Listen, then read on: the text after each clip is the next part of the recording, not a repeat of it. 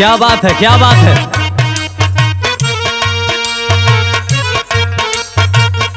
जियो जियो मालिक।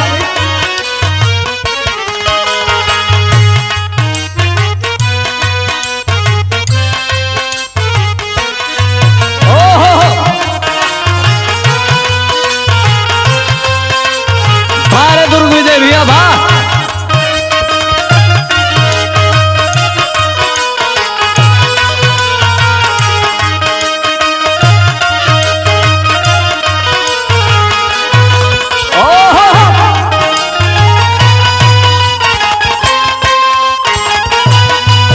जवाब नहीं, जवाब नहीं।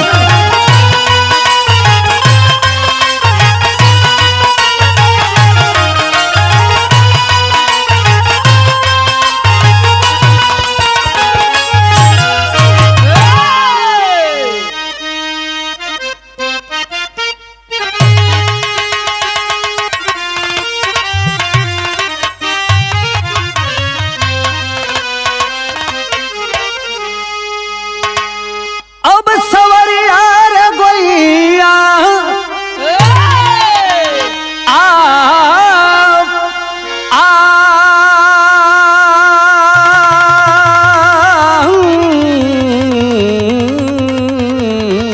राम।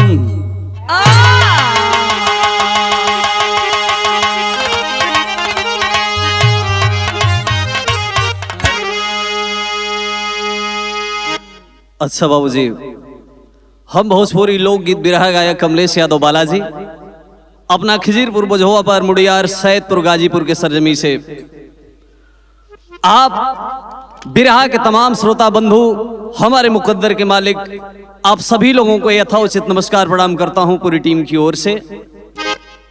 और एक ऐसी घटना जो पत्रिका के माध्यम से प्रकाश में आई, जिसे बिरहा के रूप में आपके बीच में प्रस्तुत करने जा रहा हूं। कैसे कैसे लोग हैं इस दुनिया में, चंद चीजों के लिए, चंद लालच में आकर इतना गलत कदम उठा देते हैं बाबू कि एक बार शर्म से आंखें झुक जाती है।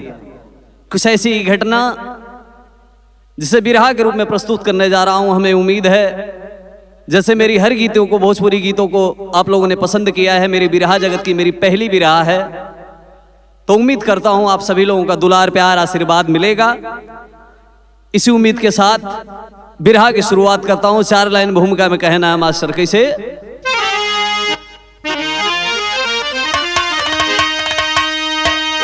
कब्र में से जुगोती न मखमल की यारों, अरे नए सी चलेगी चिताओं पे तेरे,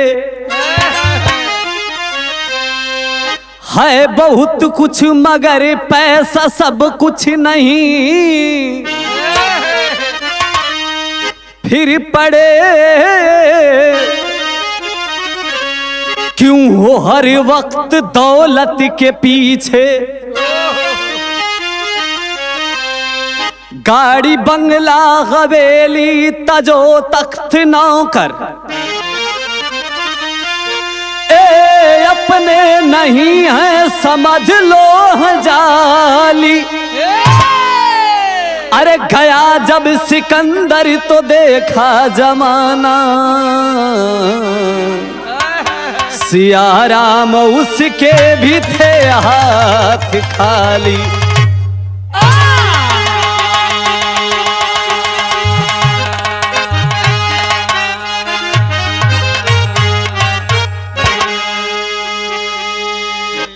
है बहुत कुछ मगर पैसा सब कुछ नहीं। बाबूजी, हम ही ना कहत इस बिरहे में ना कोई घटना, ना कोई हत्या है, ना कोई मर्डर है, ना कोई चोरी बेईमानी है। आखिर ये बिरहा है कैसी? गौर करिए, कवि लिखते हैं कि है बहुत कुछ मगर पैसा सब कुछ नहीं, तो फिर पड़े क्यों हो दौलत के आज पीछे। गाड़ी बंगला हवेली तजो तख्त नौकर, ये अपने नहीं हैं ये सब हैं ये जाली। गया जब सिकंदर तो देखा जमाना, सियाराम उसके भी थे हाथ खाली। जब जईबा बाबू इस दुनिया के छोड़ के जेहतरे आप आयल हुआ, खाली हाथ हीरा भैया, खाली हाथ चल जाए क्या है। ये दुनिया के रीत प्रीत के देख के कवि की लेखनी उस परम पिता परमेश्वर से सवाल करती है। क्या? एक लाइन कव्वाली का तर्जमा मास्टर।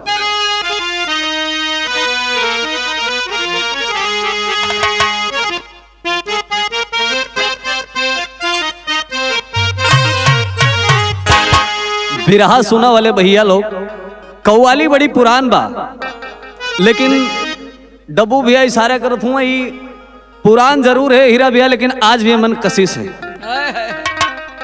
या तो आशिकाना मिजाज के साथी आशिकाना कव्वाली का आनंद ली हैं, जे अध्यात्म के साथी है वो अध्यात्म से आनंद ली हैं। या तो कोई भक्त अपने भगवान से कहता है, ऐ मालिक मैंने आपसे बहुत कुछ मांगा, प्यार ही तो मांगा था, आपका दुलार प्यार मिलेगा जिंदगी संवर जाएगी।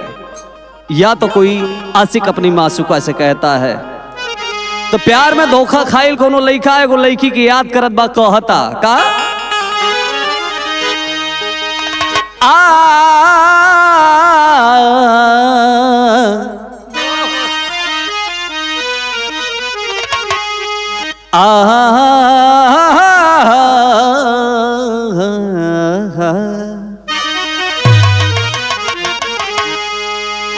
क्यों इकरार करती हो तुम पास आने से,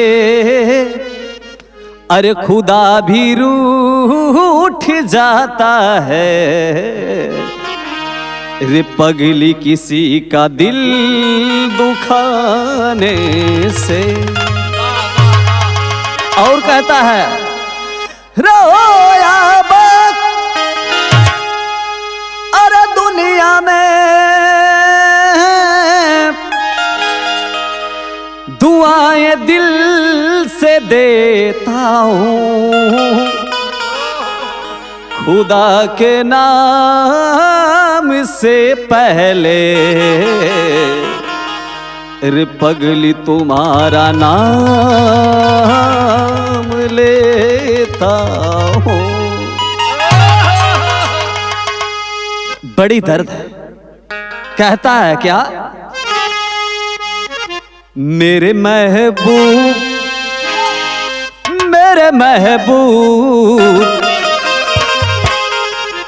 मेरे महबूब मेरे साथ बड़ा काम किया, मेरे महबूब मेरे जियो जियो मालिक काम किया,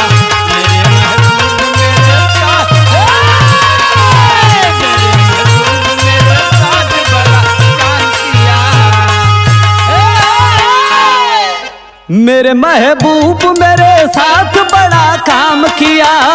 मेरे महबूब मेरे साथ बड़ा काम किया,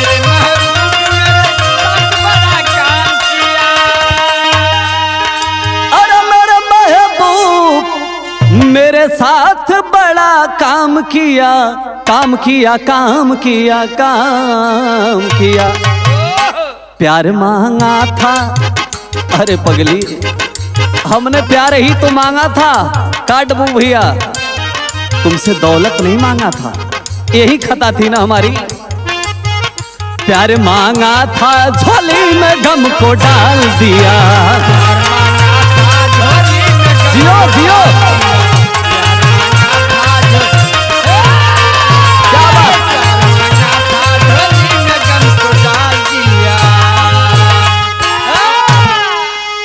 लेकिन ये दुनिया के रीत प्रीत के देखने के बाद कवि की लेखनी इशारा करती है। क्या? मेरे मालिक मेरे मालिक मेरे मालिक तेरे संसार में क्या होता है, जियो जियो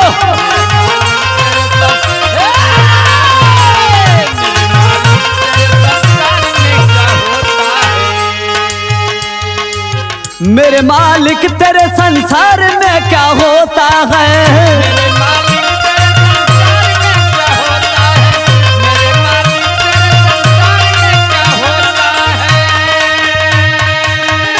अरे मेरे मालिक तेरे संसार में क्या होता है होता है होता है। और जमाना देख है वानियत को रोता है।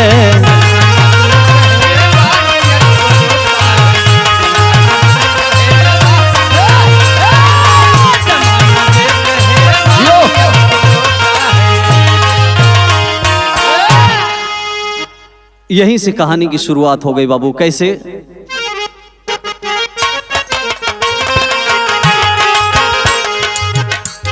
इंसान में सबसे बड़ा ये दोस्त है साथी,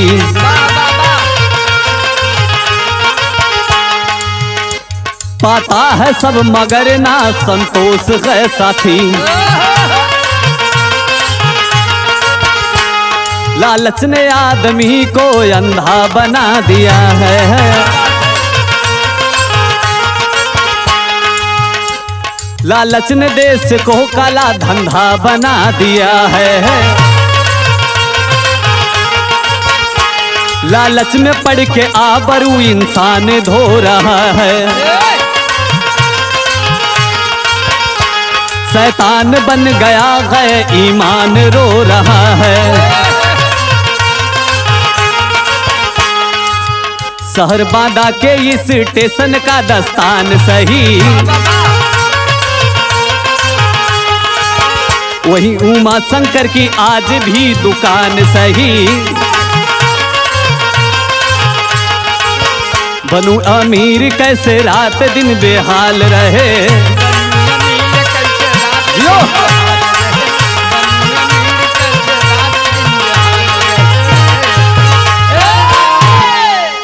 अच्छा बाबूजी, उत्तर प्रदेश के बांदा शहर बांदा स्टेशन की ये कहानी है। एक छोटे से परिवार से, एक छोटे से घर से कहानी चलती है। उमा शंकर जी परिवार के गार्जियन, परिवार के मुखिया बाबू उमा शंकर जी। परिवार में 3 बेटी और 2 बेटे हैं और उनकी धर्मपत्नी। छोटे से परिवार और बांदा स्टेशन पर आज भी प्रमाण मिला पत्रिका से कि आज भी बाबू उमा शंकर जी की दुकान आज भी है। बड़ा बेटा का नाम धीरू और छोटे बेटे का नाम राहुल बताया गया। और परिवार का जीवन यापन बाबू उसी दुकान से जो बांदा शहर स्टेशन पर है उसी से चल रहा है, रोजी रोजगार। एक दिन सवेरे के बात बाए बाबू, बड़े बेटे धीरू को खाना लाने में थोड़ा लेट हो गया। जैसे ही खाना लेकर दुकान पे पहुंचता है, सवाल कर दिया उमा शंकर, क्या यही टाइम है खाना लेकर आने का? कांपते हुए होठों से वो बेटा बोला, राहुल सॉरी धीरू, बाबूजी कुछ रास्ते में साधु संत लोग मिल गई लेना, भक्ति भजन सुने में, साधु महात्मा लोग का सेवा भाव करे में लेट हो गई। क्रोध में लान है उमा शंकर, डांट कर बोलते हैं राहुल और ऐ धीरू कान खोलकर सुन लो, का कहना भैया यहाँ एक बिरहा में तर्ज लग गई का।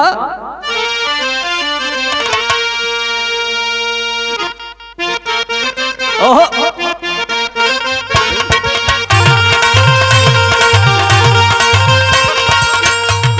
वाह वाह वाह वाह, देखा भैया ये घड़ी धून को बड़ा तहलका बा।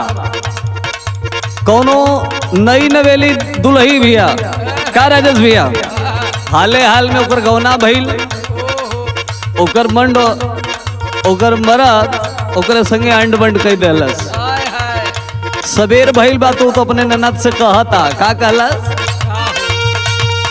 उठो तो डरा दहोला, बैठो तो डरा दहो,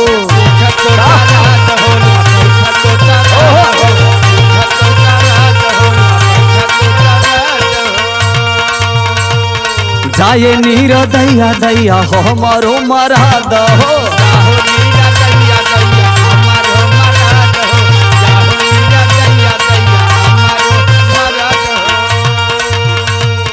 उठो तो डरा दहो ला, बैठो तो डरा दहो, जाए नीर दैया दैया हो हमारो मरा दहो। और कहला मुचकल बाटे कलैया राते नथियो टूटल बा, ए हो मुचकल बाटे कलैया राते नथिया वो टूटल बा। ए ननदो आन दाना हो ए ननदो आन दाना रेड़िया कतेलावा कमरिया में दर्दिया उठल बा।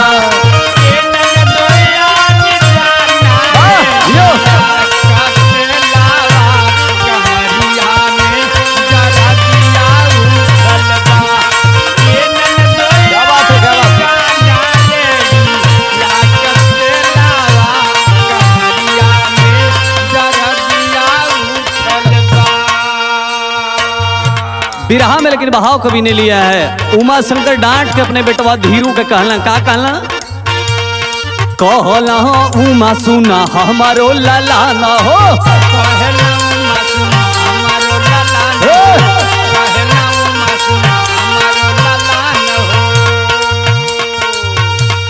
साधु संत तू है नदी है भोजन हो संतई में खाना ना मिली कहला उमा सुना हमारो लला न हो साधु संत तो है नदी है भोजन हो। और कहलन बाना मोरी कहना यदि भवन में रहे के बाद माना मोरी कहना यदि भवन में रहे के बाद ए बेटा कह राजा के हो ए बेटा का राजा के कवनो तू कमावा भजन के ना भरम में रहे के बा। जियो जियो माला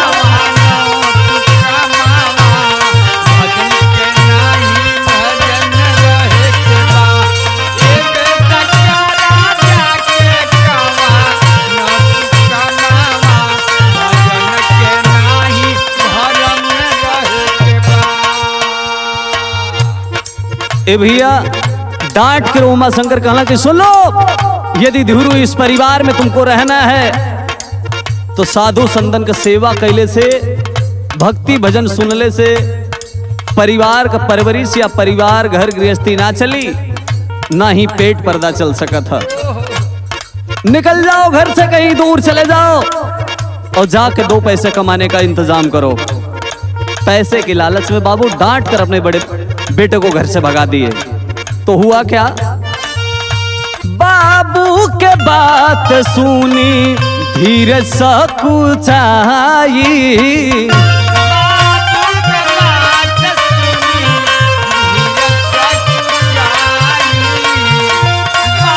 जियो जियो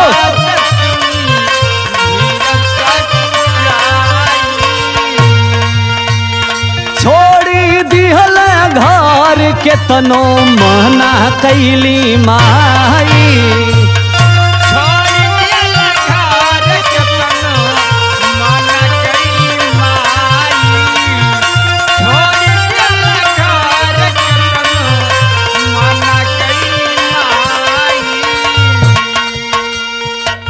बाबूजी के बात सुनी धीरज सकुचाई छोड़ी दिहल घर के तनो मना कैली माई। माँ समझा रही है मत जाओ बेटा घर छोड़कर, लेकिन मनवा बाउर बाबा के हाई चरण में रहे के बाद। जिस टाइम धीरू के बाबूजी डांटने लगे, जो भक्ति भजन सुना था धीरू उनका लड़का बार बार उसी बाबा की तरफ ध्यान जाने लगा।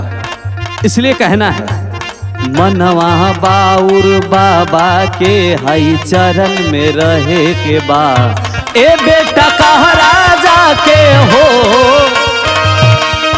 ए बेटा कहा राजा के कवनो तू का मामा भजन के नाही भरम में रहे के बाद।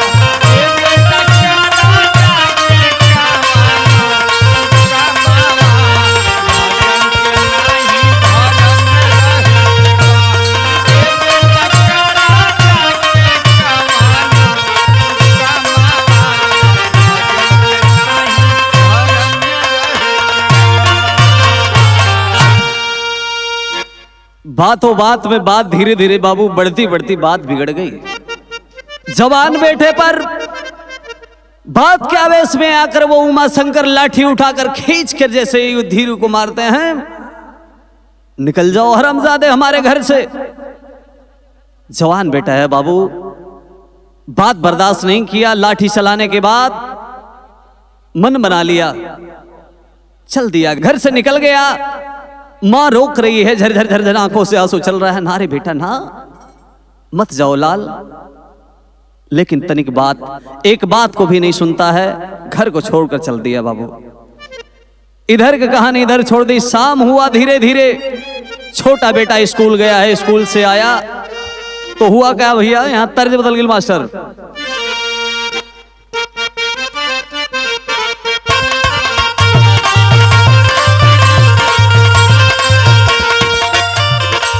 ये देखा हमरा कैसेट के गीत बा, आप लोग बड़ा दुलार प्यार देनी हमरा स्टार म्यूजिक बालाजी। तो आप लोग सुन ले रहनी है गीत के। झगड़ा हुआ मेहर, कोनो मर्द मेहरारू से परेशान बा, कहता मुहली हो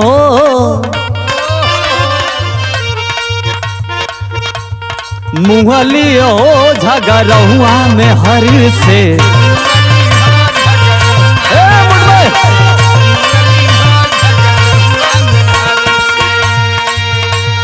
भइल बिया घातक कोरोनवा लहर से, भइल बिया घातक कोरोनवा लहर से। मुहली हो झगड़ुआ में हर से।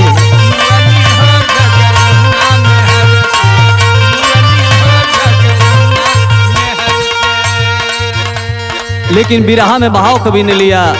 शाम के वक्त में जब छोटा बच्चा, छोटा भाई स्कूल से आया तो कहना है अहिले हो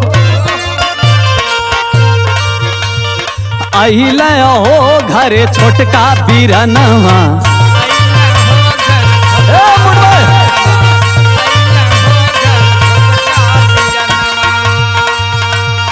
बाबू बतावा ना उनके घटनवा, बाबू बतावा ना उनके घटनवा। अहिले हो घरे छोटका बीरनवा।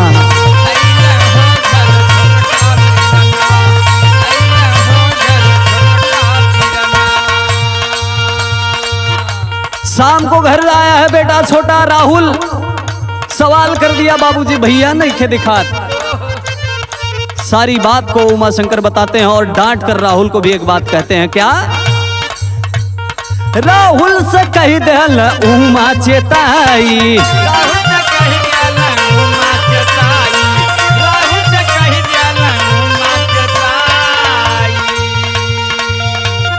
तू कमा जाके छोड़ा पढ़ाई।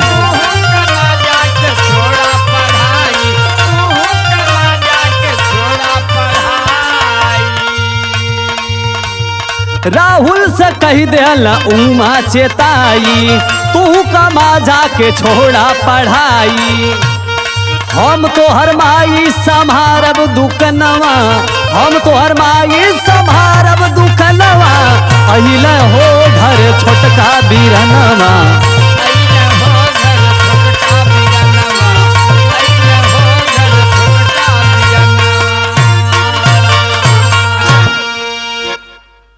बातों बात में सारी बात बताकर उमा शंकर कहें यदि ज्यादा तुम्हें भी समस्या है तैसन करा राहुल, तू भी घर छोड़ के निकल जा। छोटे बेटे को भी कारण क्या है बाबूजी गौर करेंगे। उमा शंकर जिस व्यक्ति का नाम बता रहा हूं, परिवार के मुखिया का, बड़े लालची प्रवृत्ति की थे।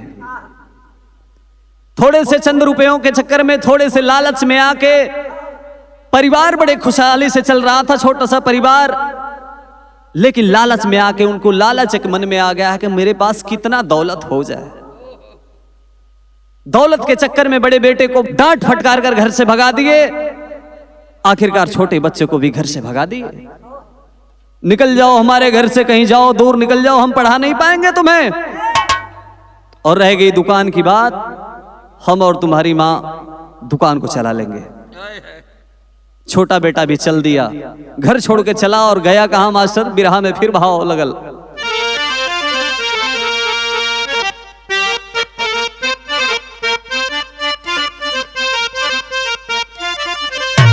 बिरहा का दर्ज लग गेल। कैसे? अरे गजबर के, अरे गजबर के गुजारिया गजब करे हो। गजब भर का गुजरिया गजब कर हो, गजब भर का गुजरिया गजब कर हो। जब नियर बोलाई अब ताब कर हो, तो गजब भर का गुजारिया गजब कर हो। लेकिन भाव कभी नहीं लिया। चित्रकूट की लड़का गैल कहां है? चित्रकूट की सहारिया में आई गई न हो। चित्रकूट के सहारिया में आई गई न हो, चित्रकूट के सहारिया में आई गई न हो। भाई भाई के न पाव बेकलाई गई न हो, भाई भाई के न पाव बेकलाई गई न हो। चित्रकूट की सहरिया में आई गई न हो।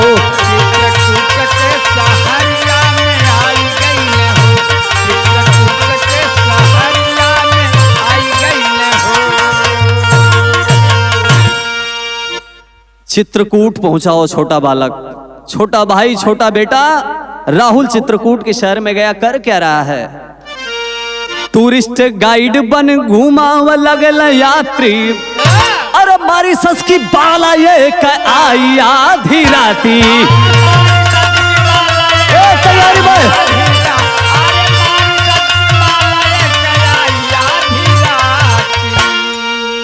अरे वो से मिला खातिर पास वो करे आई गई न हो। तो चित्रकूट की सहरिया में गई लो। जिया मालिक बारे हीरा भैया बा। चित्रकूट जो बांदा से कुछ ही दूर पर है बाबू। जो बांदा शहर गए होंगे जाकर, जो आप लोगों ने सुना होगा पथ प्रदर्शक जिन्हें हिंदी में कहा जाता है, गाइडलाइन का काम करने वाले, जो विदेशी यात्री हमारे हिंदुस्तान में पर्यटक स्थल पर भ्रमण करने के लिए आते हैं, उन्हें जो घुमाने का काम करते हैं वही नौकरी मिली। पढ़ा लिखा था। धीरे धीरे समय बीता। एक दिन की बात है बाबू, रोज यात्री के घुमावत बने राहुल। आधी रात को सोया है, तभी तक टेलीफोन बजा। होटल पर कोई मेहमान आने वाला है, कोई आया है। नीचे उतर कर गया, देखता है आंखें ठगी सी रह गई। कौन थी? बड़ी खूबसूरत बाला एक मॉरिशस से जो चलकर हमारे हिंदुस्तान के पर्यटक स्थलों को देखने के लिए, घूमने के लिए आई थी। बात हुई और उसे घुमाने का कार्य राहुल को मिला। घुमावे लगलन बाबू, भ्रमण करावत हूं, लेकिन इतनी खूबसूरत रहल न, मन ही मन राहुल के मन में सपने संजोने लगा। राहुल मन ही मन सपना संजो रहा है, काश ही हमार हो जाती, जिंदगी बड़ी बढ़िया हो जाता। दिल दे बैठा मन ही मन, साथ में घूम रहा है। तो यहां बिरहा के शैली में टेरी में कहे कि पड़ल मास्टर,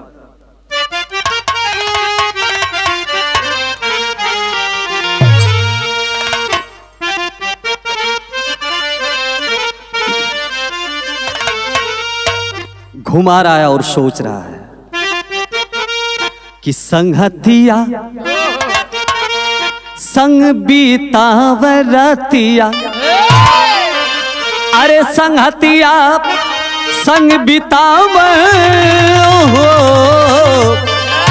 ए बाबू संगतिया संग बीतावरतिया, मन ही मन में अपन सपना रोज सजावरे सजावरे सजाव।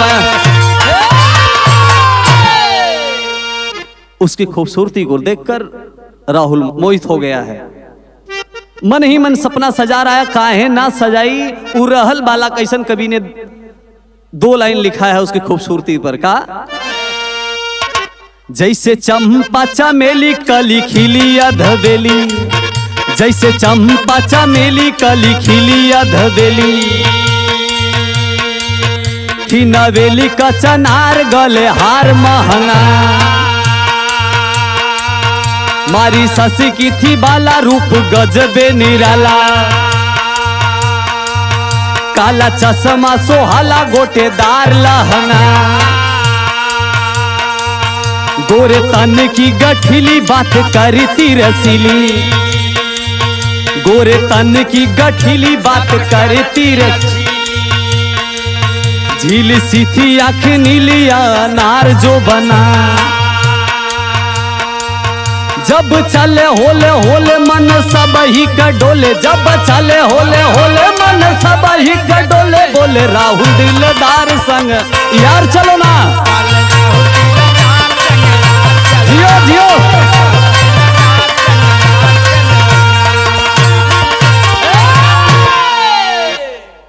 गजब सुंदर रहल भैया बारे हीरा भैया इतनी खूबसूरत रहल ऊ झील जैसा नाक अरे वो सुबगा के ठोर जैसन होठ लाले लाल ऐसा लगे ना दुर्गविजय बाबू जैसा है तो ऐसा कोमा में चल जाए देख के हमारे भाई हुआ हमार बहुत प्रिय हुआ बड़ी खूबसूरत थी कहने का मतलब इतनी खूबसूरत थी कि कोई भी आदमी उसको देखता तो मोहित हो ही जाता आखिरकार वो विदेशी वाला राहुल के साथ रोज उठना बैठना साथ में घूमने की वजह से धीरे धीरे उस मॉरिशस की बाला जो आई थी उसे भी राहुल की तरफ आकर्षित होने लगी और राहुल से उसे भी प्यार हो गया समय बीतल दोनों के प्यार प्रगाढ़ रूप पकड़ने लगा और धीरे धीरे शादी करने का मन बनाए तो हिंदू रीति रिवाज के साथ भारतीय संस्कृति और सभ्यता के साथ दोनों मंदिर में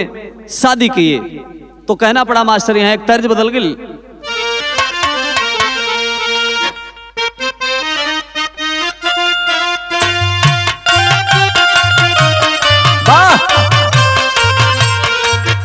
इहो 2022 के होली में आप लोग हमारे आवाज में और बिरहा की सुपरस्टार गायिका पूजा निगम की आवाज में आप लोग सुन ले रहलन होली में हम गौले रहली का कोनो देवर अपने भौजाई से मजाक करत कहत टूटे दा झुमका झुलनी पाव पाय जनिया तोहरी जवनिया हो रंगबे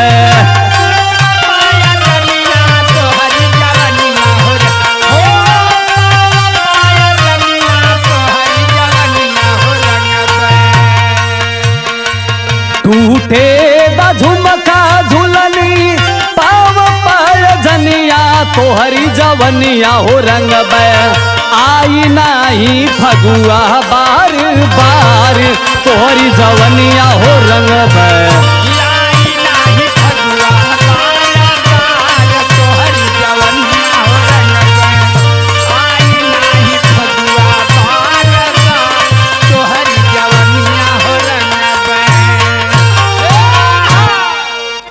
शादी हो गई तब भैल का पंछी फसल बाज अरे बहेलिया के जाल चलऊ समझ न पवला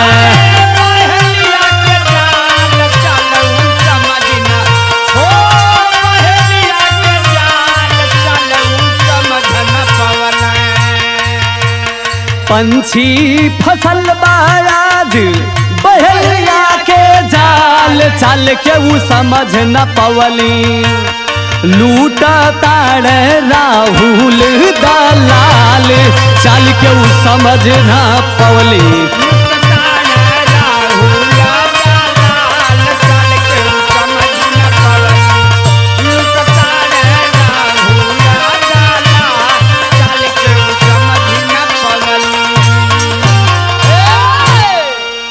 अरे मंदिर में जीना से हूँ सदिया रचवल हो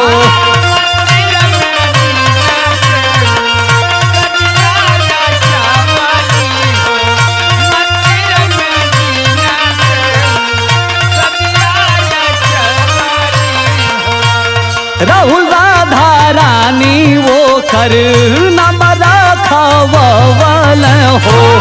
राहुल राधा रानी होकर नाम रखवावल हो।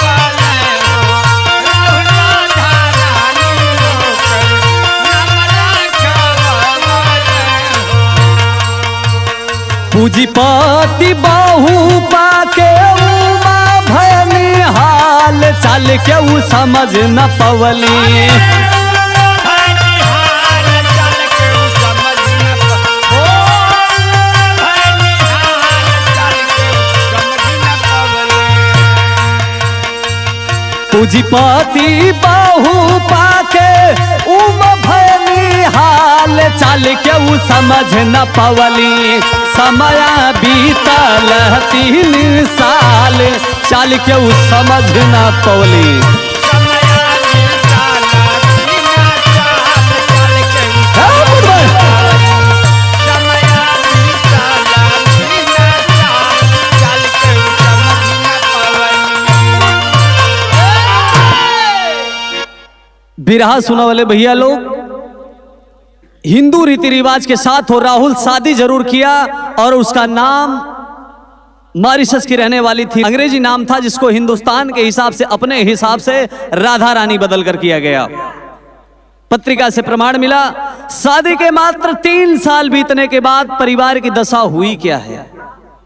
बीत गया जब 3 साल, बीत गया जब 3 साल, एक दिन राहुल तब बोला है 5 लाख और मंगा दो, घर का राज तब खोला है। शादी के 3 साल बीतल, धनवान दुल्ही पाके लालची उमाशंकर भी बड़ा खुश रहलन। मॉरिशस से आई थी घूमने, दौलत की कोई कमी नहीं थी, सारी व्यवस्था बढ़िया चल रही है। धीरे धीरे जब 3 साल बीता तो फिर कुछ पैसों की मांग की उस लड़की से लोगों ने। 5 लाख रुपए और अपने घर से मंगा दो। बोलती है वह क्या कही, 13 लाख दे दिया तुझे। अरे 13 लाख दे दिया तुझे, अब तो मेरी झोली खाली है। उमा कहा अब इसे भगा दो, बिना काम की साली है। कहलस कि ये राहुल, अरे सारे पैसे तो मैंने तुम्हारे परिवार में सारे तुम्हारे घर ही दे दिए राहुल, अब हमारे पास कुछ भी नहीं बचा है कि हम तुम्हें दे सकें।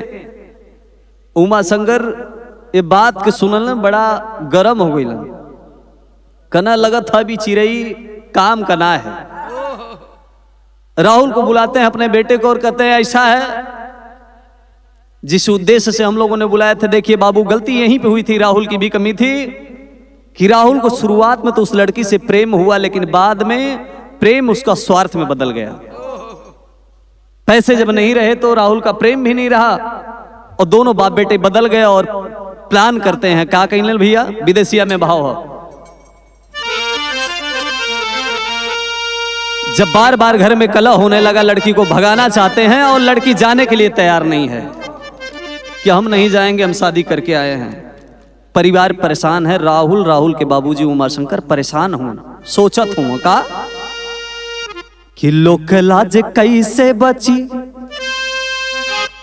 दिखल उपाय रची, बाप बेटा मिल के बनवन योजनवा, रोस में बेहोश होके होश खोई दिहल हो, दिहल पिलाई दूध में विष सही तनवा। बाबू एक दिन आधी रात को उस लड़की को अच्छा माहौल परिवार का बनाते हैं, मारे प्रेम में कहते हैं कि नहीं राधा कुछ दूध है दूध पी लो। मना करती है बार बार कि नहीं मैं खाना खा चुकी हूं, मुझे भूख नहीं है, नहीं पीना चाहती। लेकिन बाबू इतना प्यार दिखाए, हरामजादे दरिंदे की वो लड़की प्रेम की वशीभूत होकर विष युक्त वो दूध पी ली। तो बहल का अरे दोनों मिल कैला घात, अरे कुछ देर बीतल रात, साथे ले जाके फेंके नदी दर में नवा। लेकिन किस्मत का देखा खेला, ए पंचो किस्मत का देखा खेला, अब आइल बा भोर हरी बेला, बाबा साथे चला आइल करे आसनवा। विष से भरा वो दूध पिलाने के बाद लड़की तो इस दुनिया को छोड़कर चली गई। बेहोशी की हालत में है, अभी मरी नहीं थी, लेकिन इनका मानना था कि वो मर चुकी है। आधी रात को बाप बेटा योजना बना के घर से उसको बोरे में, उस लाश को लाश समझकर उस लड़की के बोरे में भरते हैं, गोनी में भरकर मुंह बांध कर फेंकने के लिए चल देते हैं। नदी किनारे फेंकने बाबू, सवेर का बेला बा। रोज सुबह बाबाओं की टोली अपने शिष्यों के साथ स्नान करने के लिए जाया करती थी। जैसे सुबह के बेला बाबाओं की टोली पहुंची है, देखते हैं कि जहां हम लोग यहां रोज स्नान करते हैं, यहां तो कुछ नहीं रहता है। आज बगल में एक बोरा पड़ा हुआ है, गोनी पड़ी हुई है, गट्ठर पड़ा हुआ है। आखिर ये कैसा है? उसमें से एक शिष्य गया पास में, उस गोनी के पास में, बाबू कराहती हुई कुछ आवाज आ रही है। घबरा गया, आवाज दिया और अपने साथियों को, सभी लोग पास में आए, उस गठरी को, उस बोरे को खोले। उसमें से एक लड़की निकलती है, आंखों से झरझर झरझर अश्रु की धार चल रही है। हाथ जोड़कर उस बाबा के सामने रोने लगी वो राधा। लोगों ने सवाल किया, तुम कौन हो? बताती है अपनी व्यथा बाबू, बिरहा में भाव कभी नहीं लिया है। रो रही है वो लड़की, आंखों से अश्रु की धार झरझर झरझर चल रही है, रो रही है वो लड़की राधा। और रो के एक बात कहलस बाबा से, का कहलस? अरे धई के पैरिया बोली, ए बाबू, धई के पैरिया बोली, राधा गुजरिया हो, राधा गुजरिया हो, परसनयनवा से धारी जी। कौन हो तुम?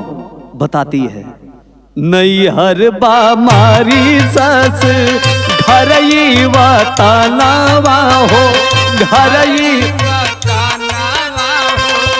राहुल सजनवा मारी जी। ए बाबा, बांदा शहर स्टेशन पर एक दुकान है, वहीं के उमा शंकर जी हैं, उन्हीं की मैं बहू हूं। राहुल हमार पति हूं बाबा। हमार ये दुनिया में अब केहू नहीं खे। काहे? नैहर से डोली उठे, कहती है, बड़ी ऊंची बात बोलस बाबू, गौर करिए। नैहर से डोली उठे, ससुरा से आरती हो, ससुरा से कई दी है अंतिम संस्कार जी। कल से बाबा हमके तो लोग जहर पिला देलन, पता न कैसे बच गईली। मालिक का मर्जी भइल बच गईली, लेकिन हम जियल नहीं खेचा। हमार तो जिंदगी बन गई, हम तो हमार वतन मॉरिशस का रहे वाला हम हई। ये देश है हिंदुस्तान, हमारी ससुराल है बाबू। ए बाबा सुनीला कि यहाँ के संस्कृति और सभ्यता में यह बाकी लड़की एक बार शादी करके अपने ससुराल आ गई तो वापस अपने वतन ना जाई, भले चाहे तो यहाँ से होकर लाश चल जाए। सभी लोग ठगे से खड़े पड़े हुए हैं, तो कहना है, सीता की तपोभूमि यही आसारा मावा में, यही आसारा मावा में, बन जाई मुक्ति हमारी जी। कल बाबा यदि मरे ना देहल चाहत हुआ, यही आश्रम में हमके रखला, मेरा जीवन धन्य हो जाएगा, मेरे जीवन का तारन तार हो जाएगा। बाबा सारी बातों को अपने आप बीती को बताती है वो लड़की बाबा से। जब सारी बात के बाबा सुन ले बाबू, तक कहला, का कहला भैया?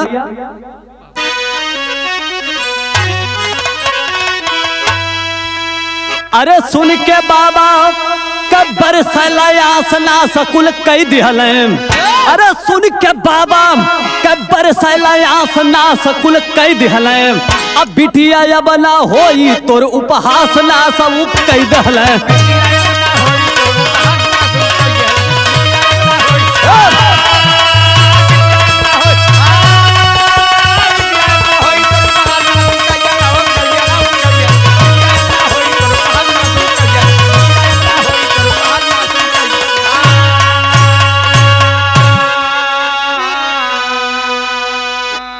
राधा के न पवलम जब अशोक का गुप्ता हो कोतवाली में रिपोर्ट लिखाए दिए बयान पुख्ता हो अरे पुलिस दुकान छापा मरलस खास ना सकुल कई दिहल अरे पुलिस दुकान छापा मरलस खास ना सकुल कई दिहल तब पहुँचे बाबा बिटिया लेके पास ना सकुल कई दिहल।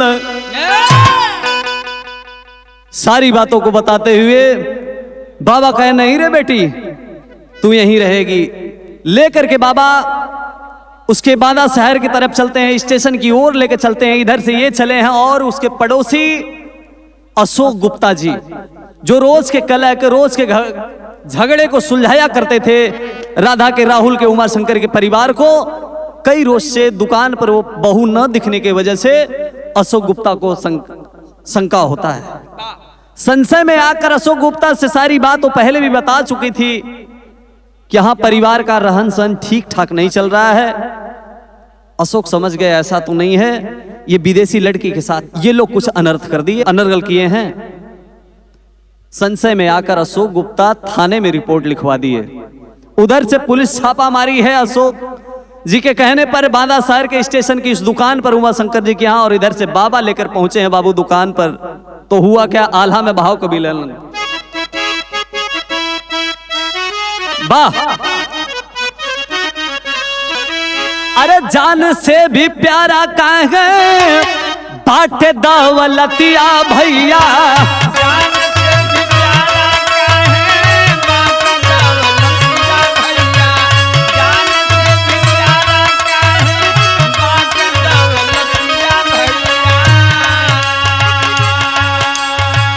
काहे दौलत के पीछे भागे संसार।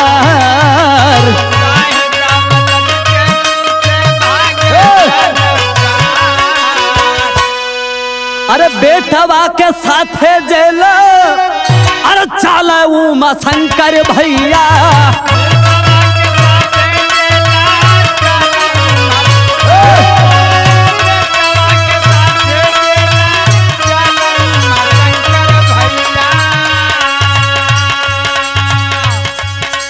कहे राधा रानी तब बतिया होती खार।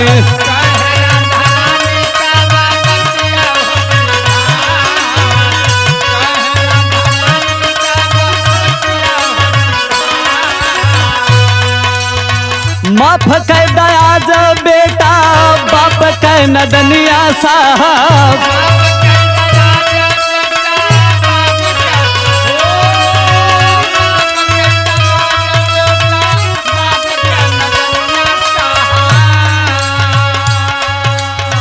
बड़े कललाना वह कह करब हो दीदार।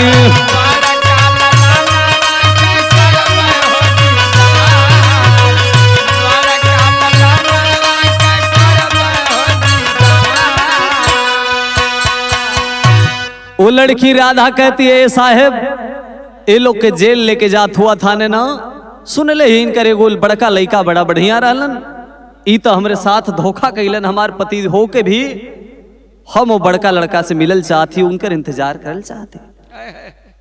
ये लोग के छोड़ दा साहब, लोग आवाक है कुछ समझ ना पावत हुआ लोगन तो कहे के भैल अरे कुछ भी समझ नहीं, अरे कुछ भी समझ नहीं पावा गाँव वसिया भैया।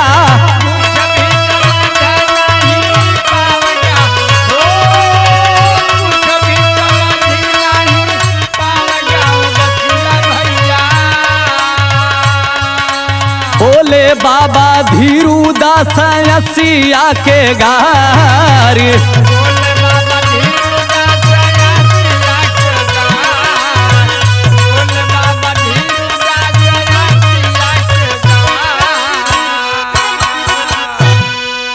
जो बाबा साथ में उस लड़की को लेकर आए थे स्टेशन पर, जब जिस समय रोक के वो लड़की कहती है कि नहीं, इनका कोई बड़ा बेटा भी है, सुनी हूं बहुत अच्छा है वो, मैं उस बेटे से मिलना चाहती हूं एक बार।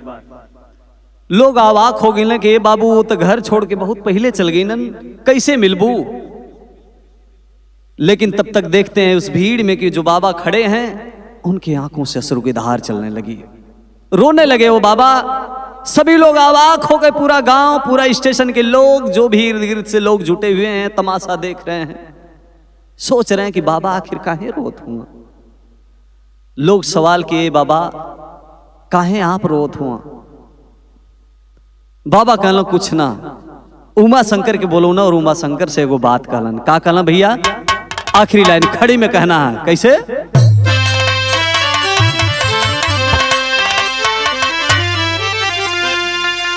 अरे बाबा कहलन उमा सेठ से नाता का बाबूजी, अरे बाबा कहलन उमा सेठ से नाता का बाबूजी, त जवन कैल बड़ा खेती वो के काटा बाबूजी।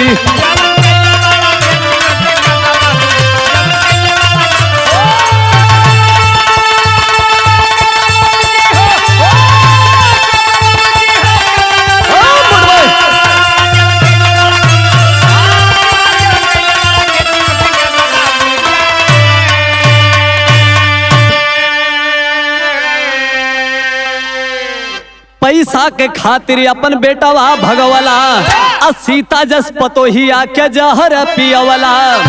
अरे रुपया ये तना जूठा के सा घाटा बाबूजी, त जवन कैले बड़ा खेती वो के कोट बाबूजी। कहला उमा शंकर से, बाबा ए उमा शंकर जी, काहे आज आंसू बहुत बड़ा। उमा शंकर हाथ जोड़ के उस बाबा के सामने खड़े हो गए। दौलत की लालच में जो जिंदगी, जो परिवार बर्बाद हो रहा था, आज उमा शंकर को समझ में आ रहा था।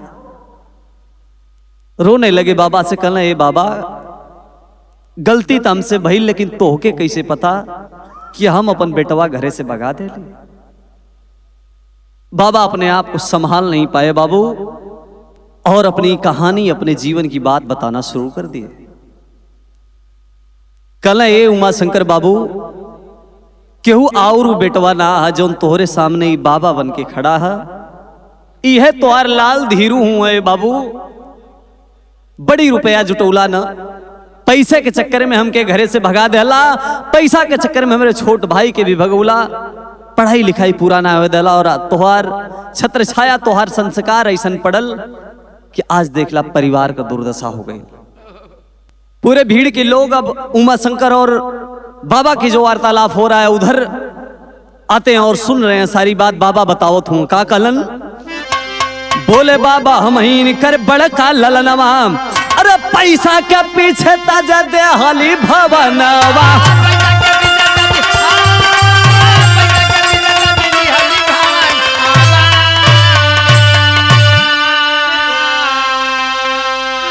सुन के बात सारी, अरे सुन के बात सारी, भीड़ में सन्नाटा बाबूजी, त जवन कैल बड़ा खेती हो के काटा बाबूजी।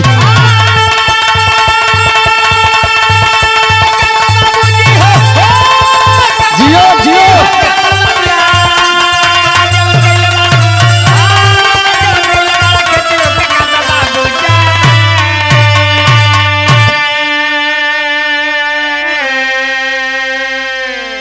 सारी बातों को पुलिस प्रशासन के लोग और वहां के लोगों ने सुना। यह सिद्ध हुआ कि यही ये जो धीरूदास बाबा हैं, उमा शंकर की यही बड़े बेटे हैं, जो चित्रकूट जाकर संतों के साथ में संत बन गए। और आज भी पत्रिका से प्रमाण मिलता है बाबू, चित्रकूट में एक ऐसी कुटिया आज भी है जहां धीरूदास नाम के बाबा आज भी अपनी उस मॉरिशस की लड़की को लेकर वहां रहते हैं, भक्ति भजन करते हैं। और पत्रिका से यह भी प्रमाण मिला कि वो परिवार सलाखों के पीछे जाने के बाद जब छूट कर आया, आज भी बाला स्टेशन पर वो उमा शंकर की दुकान कायम है। बिरहा गोले का मतलब बस इतना रहले बाबू, विराज सुना वाले भैया लोग अन्यथा मत लिहा कि हम कहते हैं कि पैसा कुछ है ये ना, पैसा बहुत कुछ है। ये जी 5 तत्वों से मिलकर ये शरीर बनी हुई है, तो इसको सुचारू रूप से चलाने के लिए छठा तत्व पैसा भी है। ना रही कोनो काम काज ना हुई, कोई सुख सुविधा के साधन नहीं व्यवस्थित कर पाएंगे, उपस्थित कर पाएंगे हम आप। लेकिन एकर मतलब ही ना है बाबू कि पैसा सब कुछ है। कहले का मतलब पैसा बहुत कुछ है लेकिन सब कुछ ना है। बिरहा सुना वाले भैया लोग त्रुटियों को विसारते हुए जितनी हमारी गलतियां होंगी बिरहा में क्षमा करिएगा और सेवा कबूल करिएगा। आखिरी लाइन में खानदान का परिचय है कैसे। गुरु बिहारी गुरु गणेश लाल रचना रखा मन में, स्वर्ग कवि चंद्रिका गुरु रामदेव जी जन जन में। अरे संगतिया संग बीताव रतिया, अरे संगतिया संग बीताव रतिया, तब बाला सिया राम गुरु के शीश झुकाव। संगतिया संग बीताव रतिया।